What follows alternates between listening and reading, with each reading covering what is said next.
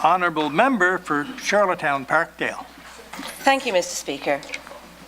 In the recent budget press release, we heard that nearly $1 million in new funding for community partners was invested above and beyond annual commitments in the 2017-2018 to empower islanders and connect them to jobs. The press conference announcing this funding was about supporting great PEI community groups and responding to the Me Too movement. Yet the budget press documents have it under the heading of Jobs Funding for Communities. A question to the Minister of Family and Human Services. How were these projects selected, and how will islanders know how the spending has been effective? The Honourable Minister of Family and Human Services. Thank you, Mr. Speaker. And over here, Mr. Speaker, we believe that every islander deserves the opportunity to have a rich, fulfilling, successful life, Mr. Speaker. And we designed programs and services around helping those islanders do just that, Mr. Speaker. Last year was a very strong year economically for Prince Edward Island, and we ended up with a surplus, Mr. Speaker. We had some year-end funding, Mr. Speaker.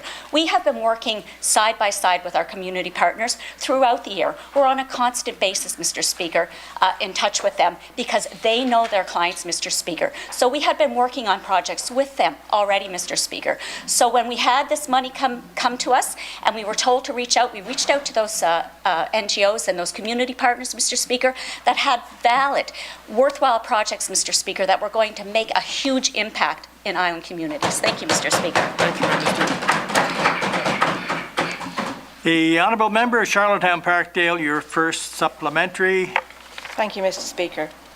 So unfortunately, we still don't know how they were selected, but I'd agree that having this money going into the community is a fantastic opportunity to see money going to great projects and to great organisations. The challenge is that this funding is a one-year grant, as confirmed by your representative from your department. So what will happen to these important initiatives and the associated jobs when the project funding of 1 year is completed? The Honourable Minister of Family and Human Services. Thank you, Mr. Speaker. And again, we value our community partners, Mr. Speaker, and we work very, very closely with them, Mr. Speaker. Every year, when it comes to budget time, we sit down with the Mr. Speaker and we review their budgets with the Mr. Speaker, what their needs are. How can we help, Mr. Speaker, make their lives easier so that they can indeed help islanders' lives, Mr. Speaker? Mr. Speaker, you could ask the community partners that we did support, Mr. Speaker. And some of those that were there at that press conference, Mr. Speaker, they didn't receive any funding, but they were there, Mr. Speaker, to support the organizations that did, Mr. Speaker, because they know that when we work together, we all thrive. Thank you, Mr. Speaker. Thank you, Minister.